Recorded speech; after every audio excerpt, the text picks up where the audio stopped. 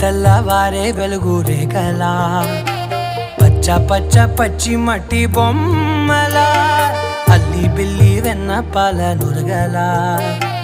అచ్చ తెలుగు ఇంటి పూల కొమ్మలా